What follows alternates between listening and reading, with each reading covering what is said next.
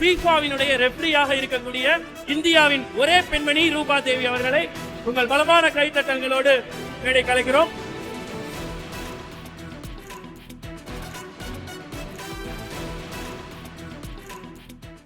சொல்லப்போனால் எனக்கு தங்குறதுக்கு வீடு கிடையாது, நல்ல ஜாப் கிடையாது. நான் மேட்ச் பண்ணுறப்ப பார்த்தீங்கன்னா என்னை மேட்ச் பண்ண வேணாம், வந்து என்ன சண்டை நடக்கும், நீ அடி வாங்குவ, நீ வராது அப்படின்னு சொல்லி தான் நிறைய பேர் என்னை டிஸ்கரேஜ் பண்ணாங்க.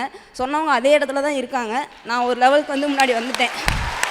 நான் 6th படிக்கிறப்ப தான் நான் ஃபுட்பால் ஸ்டார்ட் பண்ணேன்.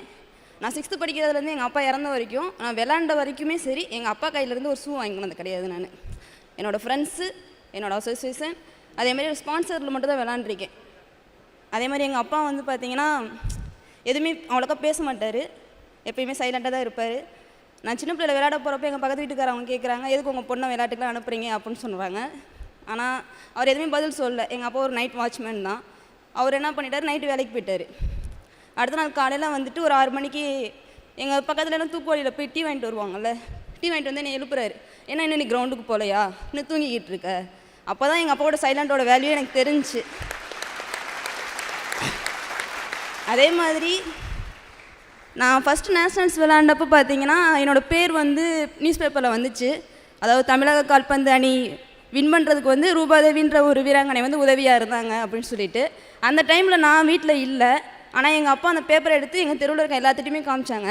நான் என்றைக்கு அந்த மேட்ச் முடித்து எங்கள் வீட்டுக்கு வந்தேனோ, எங்கள் தெருவில் இருக்க எல்லாருமே என்னை வந்து உங்கள் அப்பா பரவாயில்ல, உன்னை பெருமையாக பேசிக்கிட்டே இருக்காரு. ஏன்னா என் முன்னாடி எங்கள் அப்பா என்னை பேசினதே கிடையாது, பின்னாடி தான் பேசியிருக்காரு. அதே மாதிரி நான் ஃபீஃபா வந்ததுக்கப்புறமும் சரி, எங்கள் அப்பா அந்த டைமில் இல்லை. எல்லாருமே சந்தோஷப்பட்டாங்க, ஃப்ரெண்ட்ஸ் எல்லாருமே சந்தோஷப்பட்டாங்க, ஒரு பெரிய நிலைமையில் வந்திருக்கோன்னு சொல்லி சந்தோஷப்பட்டாங்க. ஆனால் எங்கள் அப்பா சந்தோஷப்படுறதை என்னால் பார்க்க முடியல. இப்போ இந்த இது பார்த்திங்கன்னா எங்கள் அப்பாவுக்கு தான். அதே மாதிரி ஃபுட்பால் பார்த்திங்கன்னா மித்த கேமோட கொஞ்சம் டிஃப்ரெண்ட்டு தான். ஏன்னா மித்த அஃபீஷியல் பார்த்திங்கன்னா ஸ்டாண்டிங்காக நின்று அஃபீஷியல் பண்ணிடுவாங்க, அதே மாதிரி நின்று சைடில் நின்று கூட பண்ணிடுவாங்க. ஆனால் ஃபுட்பால் அப்படி கிடையாது. ஃபுட்பால் பார்த்திங்கன்னா அந்த 1.5 hours வந்து ஃபுல்லாக ஓடிக்கிட்டே இருக்கணும். அதே மாதிரி சண்டை வரும், யாராச்சும் ஒரு பிளேயர் வந்து உடனே அடிச்சிருவாங்க, கொஞ்சம் பயம் இருக்கும். நான் மேட்ச் பண்ணுறப்ப பார்த்தீங்கன்னா என்னை மேட்ச் பண்ண வேணாம், வந்து என்ன சண்டை நடக்கும், நீ அடி வாங்குவ, நீ வராது அப்படின்னு சொல்லி தான் நிறைய பேர் என்னை டிஸ்கரேஜ் பண்ணாங்க. சொன்னவங்க அதே இடத்துல தான் இருக்காங்க. நான் ஒரு லெவலுக்கு வந்து முன்னாடி வந்துட்டேன். இப்போ என்னோடய சிஸ்டர்ஸ், அதாவது என்னோடய ஜூனியர்ஸ் வந்து என்னை ஃபாலோ பண்ணி வராங்க. தைரியமாக முன்னாடி வாங்க, எந்த துறையாக இருந்தாலுமே அது நம்மளுடைய துறைன்னு சொல்லி முன்னாடி போனால் தான் நம்மளுக்குடைய பாதை கிடைக்கும். இந்த வாய்ப்பு அளித்த இந்த பிஎன் ஹுட்ஸுக்கு வந்து என்னோட முதல் தேங்க் பண்ணிக்கிறேன். அதே மாதிரி ஐஸ்வர்யா மேடமுக்கு நான் தேங்க் பண்ணிக்கிறேன்.